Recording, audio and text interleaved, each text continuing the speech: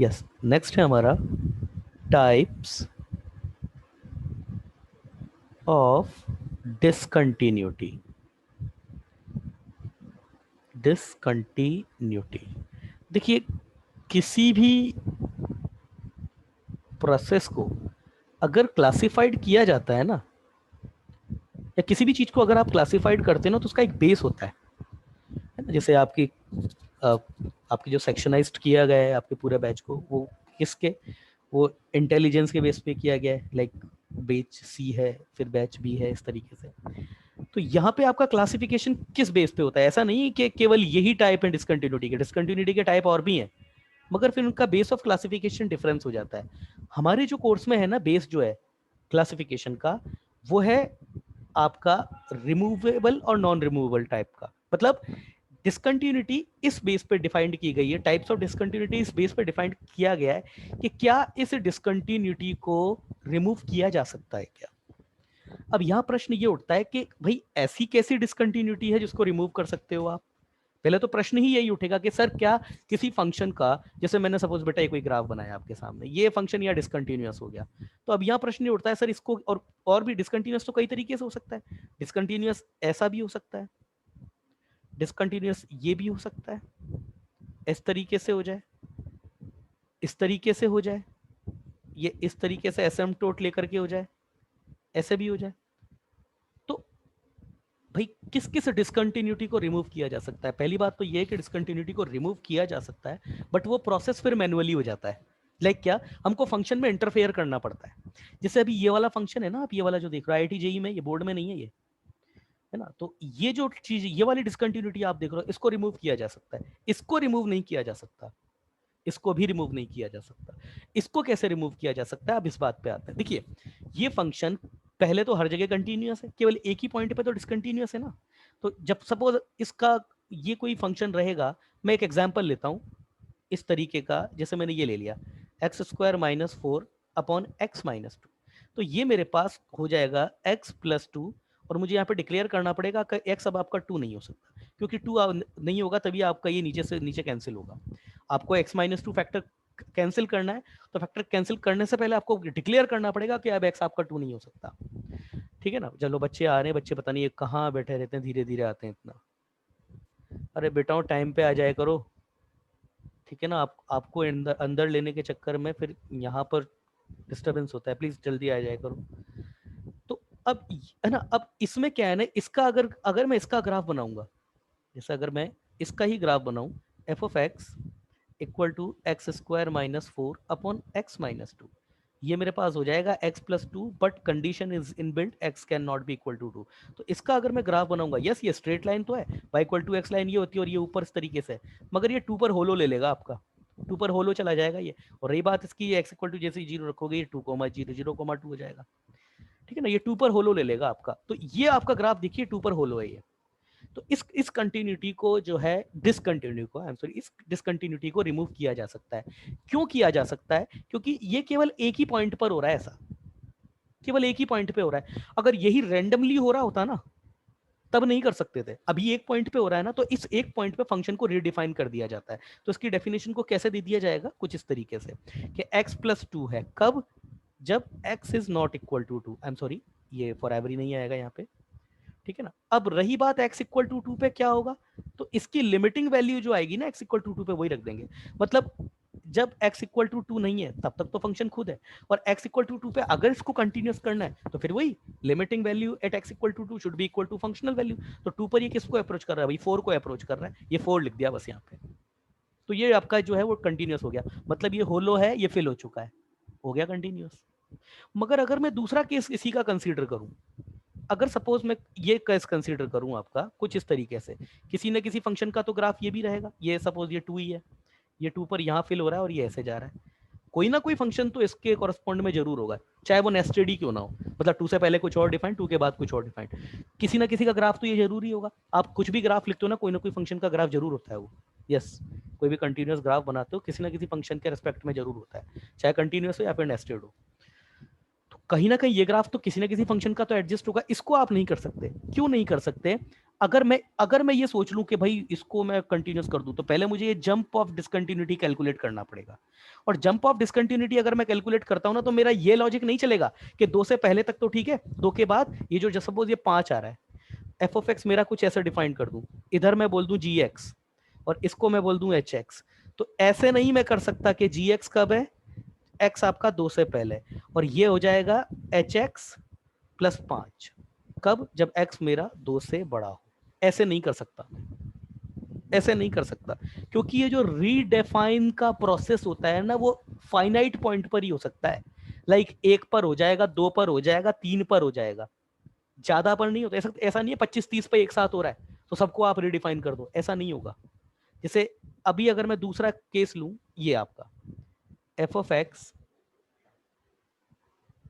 हाँ, कोई अच्छा सा केस इसके ऊपर, कौन सा, जो बहुत सारे पॉइंट पे एक साथ डिसकंटिन्यूअस होता हो।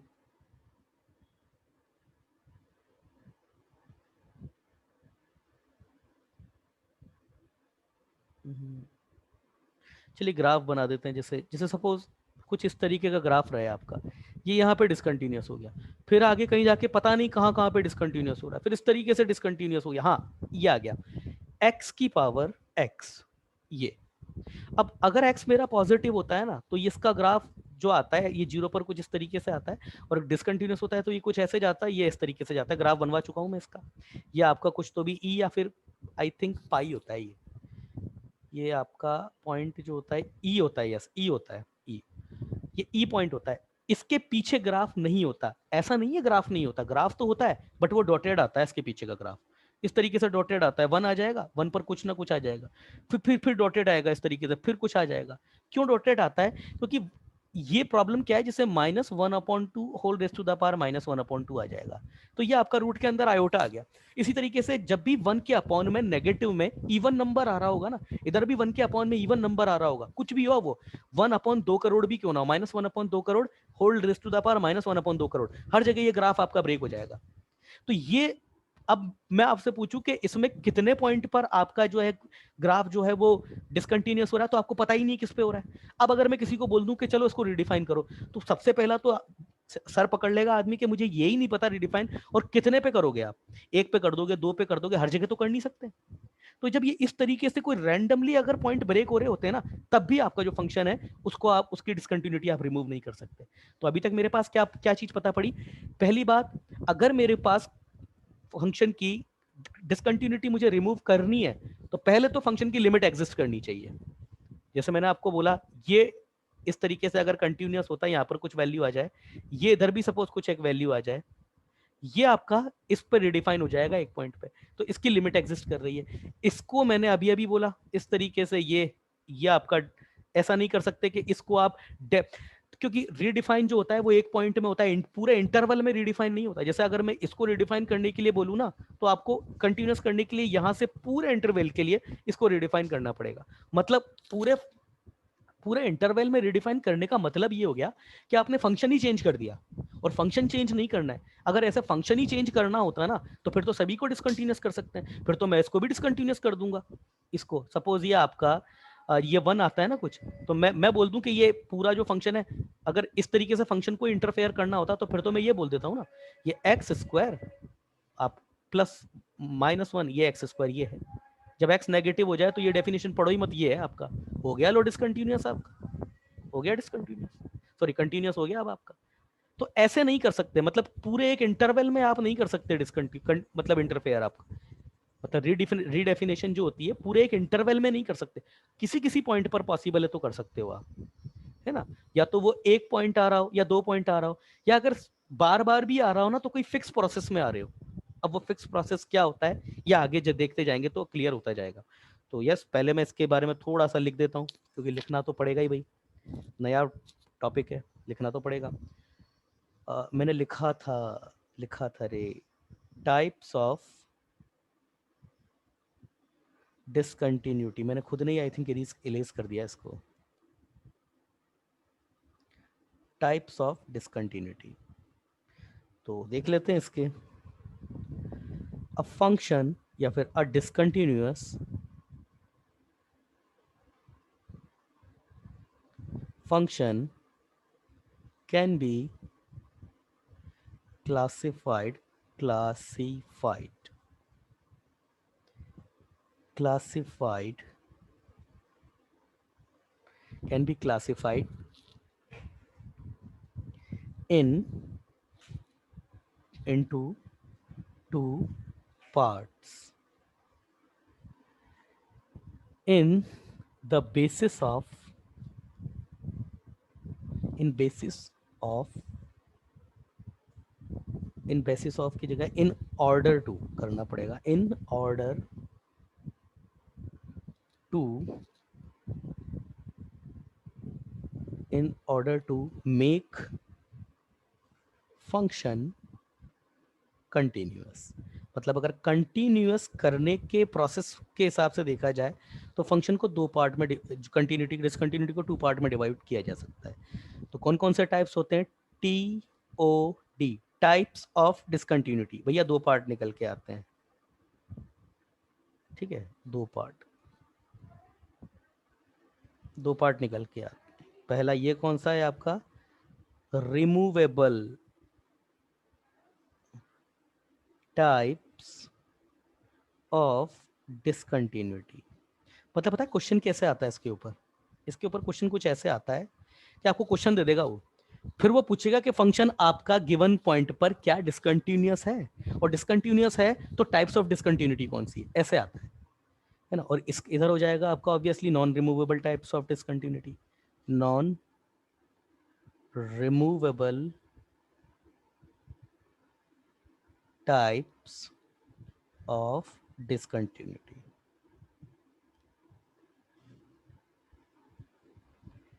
ठीक है ना, इस बेसिस पर बात करी जाती है। तो चलिए आगे देखते हैं रिमूवेबल। अब इसमें क्या क्या होते हैं, पहले मैं नाम लिख देता हूं। अगर मैं नाम भी जस्ट लिख दूंगा ना तो भी मुझे लगता है कि आपको इनकी डेफिनेशन की अगर मैं नहीं भी बताऊंगा तो भी आपको कोई बहुत ज़्यादा फर्क नहीं पड़ेगा उससे। जैसे इसका होता है, ये भी आगे फर्दर दो टाइप, दो पार्ट में डिवाइड करी जाती है। एक तो है आपका missing point discontinuity, missing point discontinuity, missing point discontinuity मतलब इस तरीके की डिसकंटिन्यूटी जिसका पूरा फंक्शन तो कंटिन्यूअस है, बीच में से एक पॉइंट आपका उड़ गया, मतलब है ही नहीं। और दूसरा है आपका आइसोलेटेड पॉइंट डिसकंटिन्यूटी। अब देखो ये दोनों कहीं एक ही जैसे दिखती हैं, केवल पॉइंट की लोकेशन के बेस पर इन दोनों का टाइप जो है वो डिफाइन कर दिया गया। जैसे एक एग्जांपल, मिसिंग पॉइंट डिसकंटिन्यूटी किस तरीके से दिखती होगी? ये है आपकी missing point discontinuity, x equal to A पर पॉइंट ही मिसिंग है आपका, ठीक है ना। और आइसोलेटेड पॉइंट डिसकंटिन्यूटी ये हो गया आइसोलेटेड पॉइंट डिसकंटिन्यूटी कि पॉइंट तो है मगर आइसोलेटेड है, रनिंग ग्राफ पे नहीं है, ऊपर नीचे कहीं और है। तो इन दोनों केसेस में आपको फंक्शन को रिडिफाइन करना पड़ता है। मतलब क्या करना पड़ता है? फंक्शन को बोलते हैं कि ये नहीं हो आप, ये तो साफ हो जाओ। और फिर क्या करते हैं? इसकी लिमिट निकाल देते हैं, और लिमिट निकाल करके ये जो गड्ढा है इसको भर दिया जाता है ऐसे करके। मतलब limit x tending to A F of x equal to F of A, बस ये कर दिया जाता है। तो समझ में आया? ये है आपकी मिसिंग पॉइंट डिसकंटिन्यूटी, ये है आइसोलेटेड पॉइंट डिसकंटिन्यूटी। ठीक है, मैं आगे लिखवा भी देता हूं इसको, पहले मैं इसका फ्लो चार्ट बना दूं पूरा अच्छे से। दूसरा इसका इधर देख लेते हैं भाई, ये भी ये तीन टाइप से डिफाइंड होती है। और ये तीन टाइप से कैसे डिफाइंड होती है?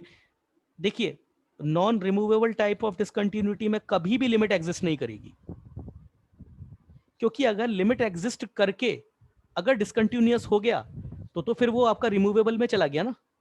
भाई आप बताइए, लिमिट एग्जिस्ट करने के बाद डिसकंटिन्यूअस तो यही तो तरीका है होने का, और कौन सा तरीका होता है? तो ये तो फिर आपका मिसिंग पॉइंट में आ गया। समझ रहे हो ना? तो नॉन रिमूवेबल टाइप में जब भी किसी फंक्शन की लिमिट एग्जिस्ट नहीं करे तो लिमिट एग्जिस्ट ना करके डिसकंटिन्यूअस होने वाला फंक्शन आपका नॉन रिमूवेबल में चला जाता है। अब ये लिमिट एग्जिस्ट ना करने का प्रोसेस कितने तरीके से होता है इसको अदर देख लेते हैं। पहला होता है आपका finite type, finite type of discontinuity, continuity.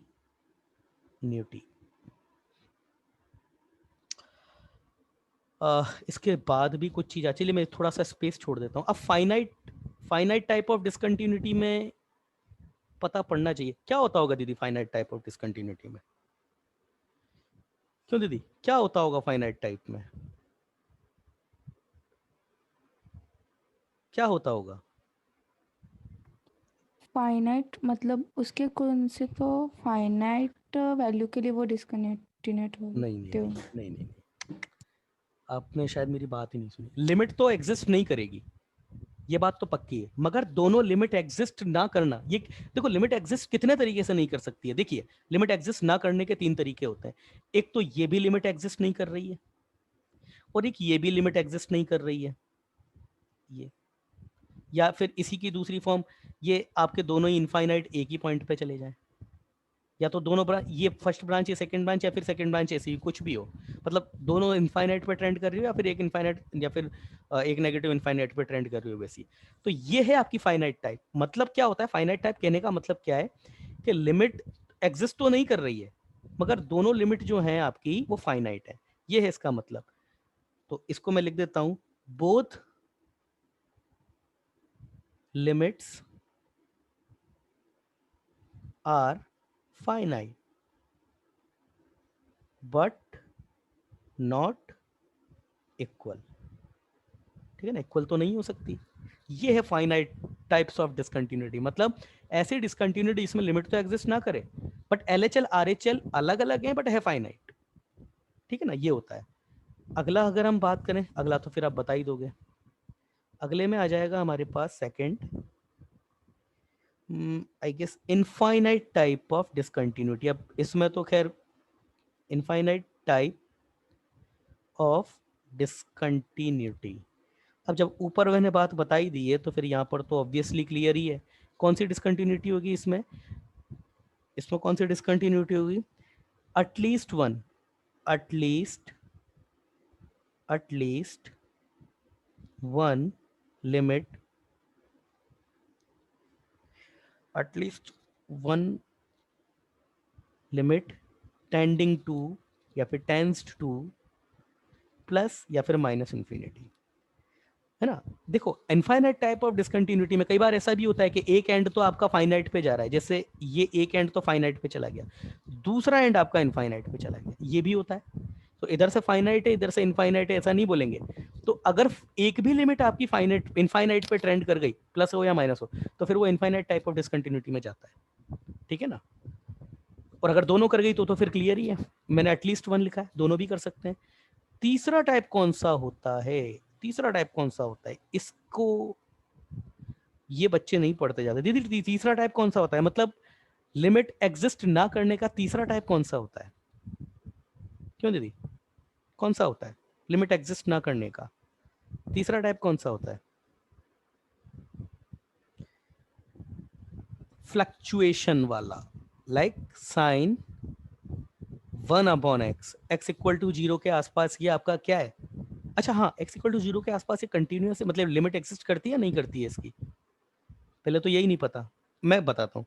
ये limit x tending to zero plus ले लेता हूँ, तो ये साइन ये वन अपॉन एच हो जाएगा, वन अपॉन एच हो जाएगा। तो सपोज ये कोई नंबर होगा जीरो से लेकर के माइनस वन से लेकर प्लस वन के बीच में, ये कोई नंबर आ रहा है कि लिमिट एक्स टेंडिंग टू, अगर मैं जीरो माइनस की बात करूंगा तो ये sign one upon minus H हो जाएगा। तो फिर बेटा ये तो माइनस के आ रहा है, तो ये लिमिट एग्जिस्ट कर रही है क्या? इधर से क्या आ रहा है, इधर से माइनस के आ रहा है, क्या ये लिमिट एग्जिस्ट कर रही है क्या? ये लिमिट एग्जिस्ट कर रही है क्या? ये चीज मैं बता चुका हूँ क्लास में ऑलरेडी। क्यों दीदी ये लिमिट एग्जिस्ट कर रही है क्या? नहीं। नहीं कर रही है। अच्छा चलो, ये तो नहीं कर रही है, ये तो पक्का है नहीं कर रही है, क्योंकि कोई भी नंबर है के, इधर से तो वो प्लस में आ रहा है इधर नेगेटिव में आ रहा है। लाइक अगर जीरो पे ग्राफ देखें तो इधर से तो ऊपर के से स्टार्ट होगा, इधर माइनस से यहाँ से कहीं स्टार्ट होगा, तो ये तो नहीं कर रहा है, ये तो कंफर्म है। अगला देखते हैं, limit x tending to zero cos one upon x. भाई अगर एक्स में जीरो प्लस रखूंगा तो भी के होगा, और जीरो माइनस रखूंगा तो cos minus theta equal to cos theta, zero plus, और ये limit x tending to zero minus one upon x, तो ये भी क्या होगा। अब कर रही है क्या? अब कर रही है क्या लिमिट एग्जिस्ट? अरविंद अब लिमिट एग्जिस्ट कर रही है क्या? ये क्या आपका, मैं बोल रहा हूँ 1 से लेके -1 के बीच में कहीं है, लाइक के इज सबसेट ऑफ लग के बिलोंग्स टू -1 to 1, अब कर रही है क्या लिमिट एग्जिस्ट? कर रही है क्या? हाँ सर, कर रही है, कर रही है, ठीक। माइनस मतलब क्या, मतलब दोनों इक्वल आ रहे हैं तो कर रही है। हाँ दीदी कर रही है लिमिट एग्जिस्ट।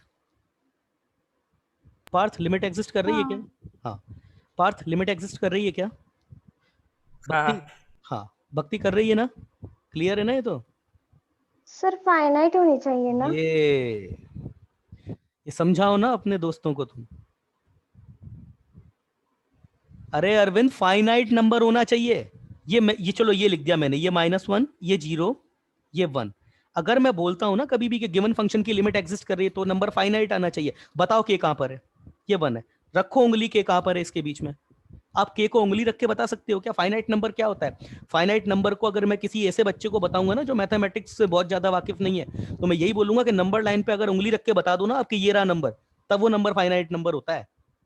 आप बताओ कहां पर होगा ये के, कहां पर है? नहीं बता सकते आप इसका के कहां पर है। फाइनाइट होना चाहिए। ये नंबर फाइनाइट नहीं है, इनफाइनाइट भी नहीं है, मगर फाइनाइट नहीं है। ये नंबर डिफाइन ही नहीं है। आप नहीं बता सकते इसको नंबर लाइन पे टच करके कि ये नंबर -1 से 1 के बीच में कहां करेगा। और ये मैंने बताया था आपको, limit is fluctuating. Limit is fluctuating, ये क्वेश्चन भी करवाया मैंने लिमिट में। वही तो बात है ना। समझ में आई बात अरविंद? हाँ हाँ सर। ये क्वेश्चन भी करवाया था मैंने दीदी, क्वेश्चन नहीं करवाया था मैंने क्लास में? हाँ सर। तो करवाया था तो कौन याद रखेगा उसको? नंबर फाइनाइट होना चाहिए, इनफाइनाइट नहीं होना चाहिए। cos 1/x इसकी लिमिट एग्जिस्ट नहीं करती है। और अगला जो फ्लक्चुएटिंग, एक्चुअली फ्लक्चुएटिंग वो वर्ड हमने अपनी तरफ से सिंपल बोलचाल में बोल दिया था। इसको जनरलाइज करके जब बोला जाता है ना, जिससे पूरी दुनिया में ये फेमस है, वो है oscillatory type of discontinuity. Oscillatory, और ये ऑसिलेशन करता है। अब या तो फ्लक्चुएशन बोलो या फिर ऑसिलेशन बोलो, बात तो एक ही है। ऑसिलेशन थोड़ा सा डिसिप्लिन वर्ड है ना। तो इसको बोला जाता है oscillatory type of, oscillatory type of discontinuity. शाबाश भक्ति, बिल्कुल सही आंसर था तुम्हारा, है ना। ये इसके बारे में तो बकायदा पूरा मैंने लिखवाया हुआ है लिमिट में, उसमें देख लीजिएगा। चलिए ये है आपका चार्ट। तो जो आप शॉर्ट नोट्स बनाते हैं ना कंटिन्यूटी के, अगर बनाएंगे तो ये चार्ट बनाना है आपको, ठीक है। चलिए अब इनके बारे में थोड़ा बहुत जो है वो लिख लेते हैं विद एग्जाम्पल। तो पहला भाई मैं लिख रहा हूँ रिमूवेबल टाइप ऑफ डिसकंटिन्यूटी में। हालांकि अब बहुत ज़्यादा लिखने की ज़रूरत नहीं है, पर थोड़ा बहुत तो लिख ही लेते हैं। पहला मिसिंग पॉइंट, है ना, इसको रटना नहीं है, आप अपने वर्ड में भी मिसिंग पॉइंट डिसकंटिन्यूटी। डिसकंटिन्यूटी तो इसमें आ जाएगा आपका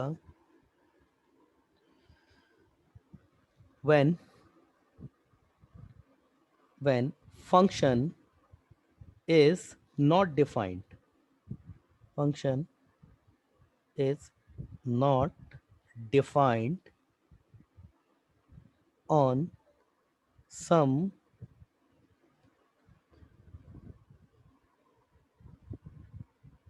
on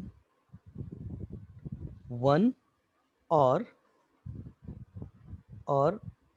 more than one finite। मतलब मोर देन वन भी कितने, 2 3 4, बस इससे ज्यादा नहीं, क्योंकि इतनों को रिडिफाइन किया जा सकता है। ऐसा नहीं है 50-60 को एक साथ कर रहे हो, ऐसा नहीं होगा। More than one finite points, then this kind of discontinuity called missing point discontinuity। ठीक है, कैसे होता है ये मिसिंग पॉइंट डिसकंटिन्यूटी, वो तो बता ही दिया मैंने, एग्जांपल यहाँ पर भी लिखवा देते हैं। जैसे कुछ इस तरीके से रहेगा, ये एक हो गया, ये एक या दो नंबर पे तो रिडिफाइन कर सकते हो आप, ज़्यादा पर नहीं कर सकते। ये x इक्वल टू ए हो गया, तो यहाँ पर ये फंक्शन ही मिसिंग है आपका, ठीक है ना।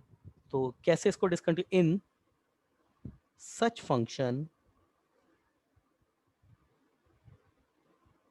in such function these in such function these function can redefine on those finite missing point,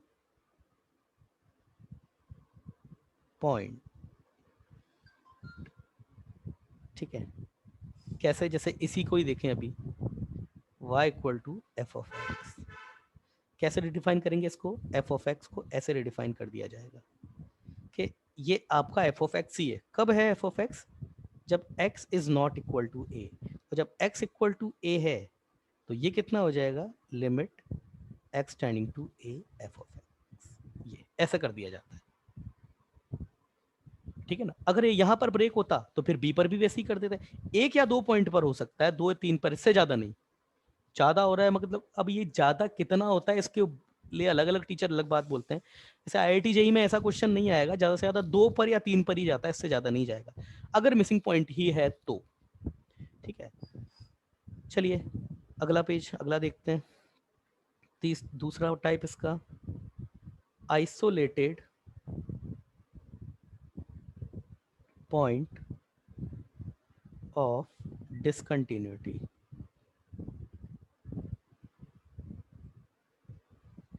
इसमें देखिए, इसमें फंक्शन तो डिफाइंड होता है, इन सच केस फंक्शन में नहीं, डेफिनेटली होगा, function is will be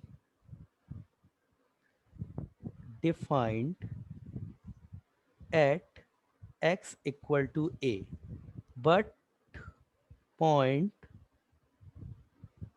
will be isolated, I think isolated की स्पेलिंग गलत ना हो, जो भी, isolated from running graph, from running graph of running graph of y equal to of function at x equal to A, मतलब x equal to ए पे जो running graph होगा ना, उससे हटके होगा ये आपका पॉइंट डिफाइंड, मतलब कुछ ऐसा।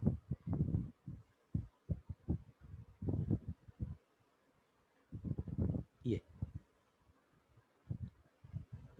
इसमें भी एक या दो पॉइंट ही हो सकते हैं ऐसे, ज्यादा पर नहीं कर सकते एक्चुअली।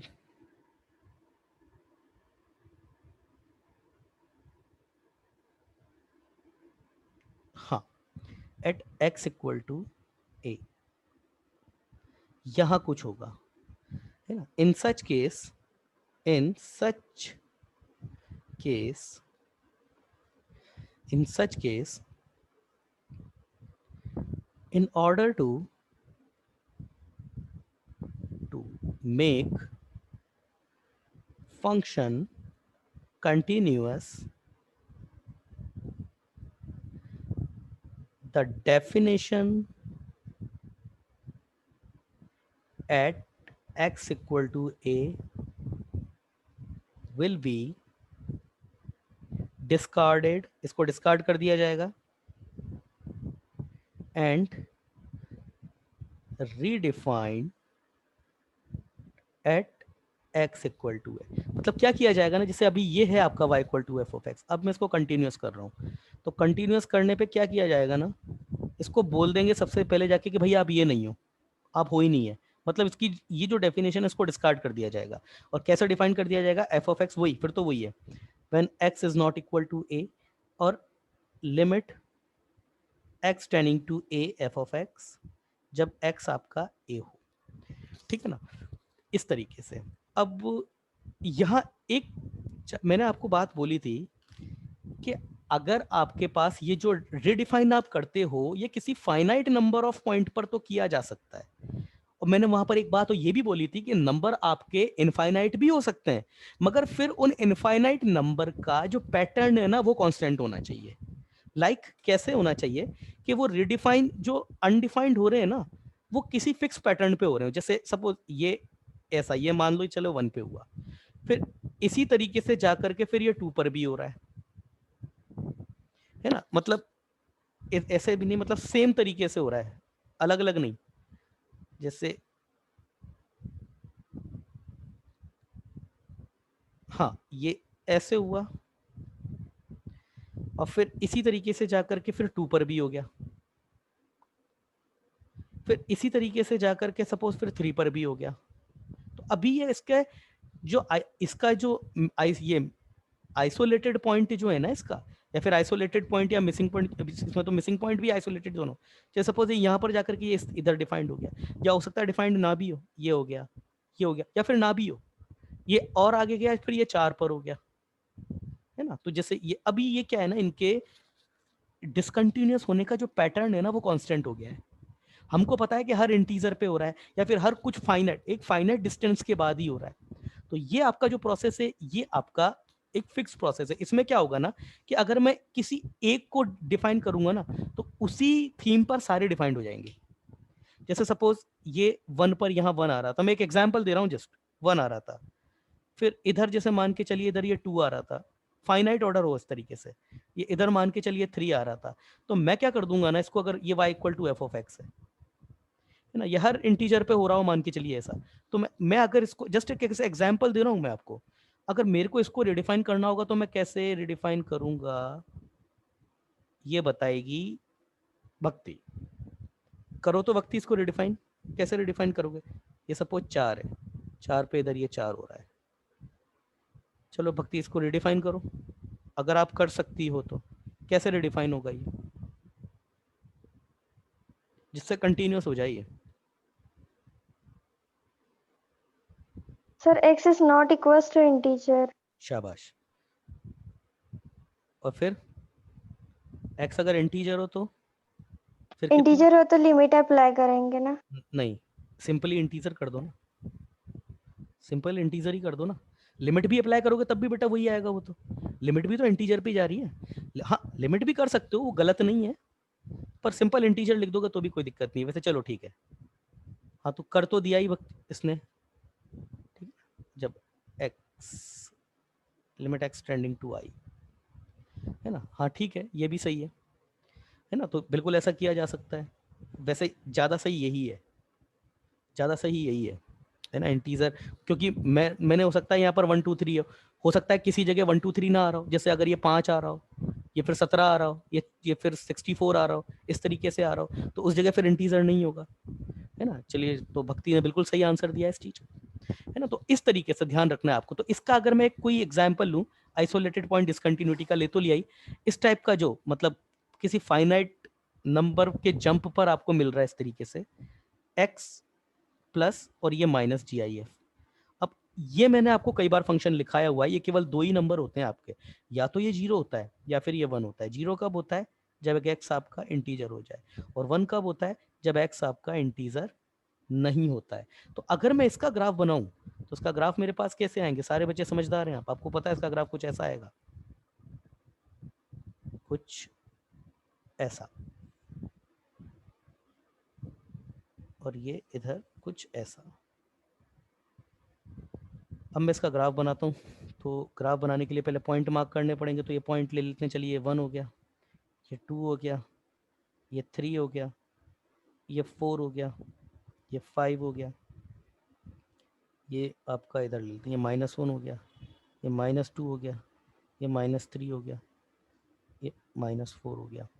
तो अगर मुझे इसको रिडिफाइन करना होगा तो देखिए, सबसे पहले हर इंटीजर पे 0 के मार्क कर दीजिए आप, तो यहाँ पे 0 होगा, ये 0 पर तो 0 हो गई, ये 0, ये 0। इसका ग्राफ कैसे बनेगा वो बता रहा हूँ जस्ट, ये 0, ये सॉरी, ये 0 होगा, फिर ये 0 होगा, ये 0, इस तरीके से आगे पीछे पूरा इस तरीके से चलता जाएगा।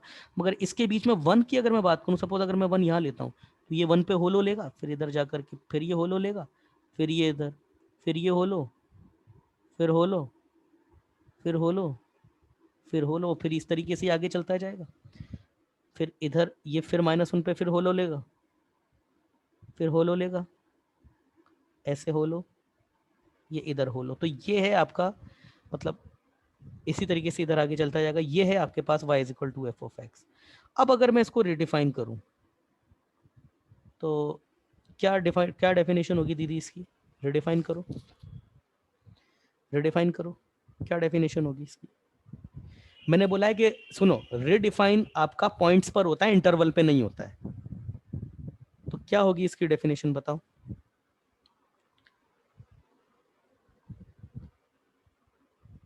जल्दी बताओ, टाइम कोलैप्स करने वाला है। पार्थ, f of x हाँ बोलो। ये f of x होगा, ठीक है। कब? x is not equals to integer x is not equal to integer। और फिर जब x इंटीजर हो तब कितनी? तब कितना? 1। ये क्यों नहीं हो सकती? अगर मुझे इसको कंटिन्यूअस ही बनाना है तो मैं तो फिर इसको ऐसे भी तो बोल सकता हूँ ना कि जब f of x, जब x आपका इंटीजर हो जाए और ये मैं बोल दूं 0 जब x आपका इंटीजर ना हो, तो उस केस में भी तो मेरा ग्राफ कंटिन्यूअस हो जाएगा। क्यों? आपके पास पूरा x एक्सिस आ जाएगा।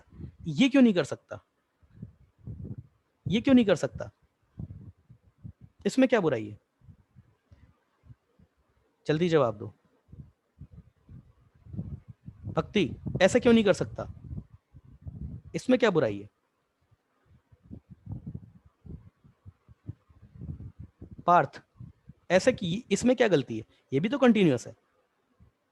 अरे जल्दी जवाब दो रे, मीटिंग खत्म होने वाली है।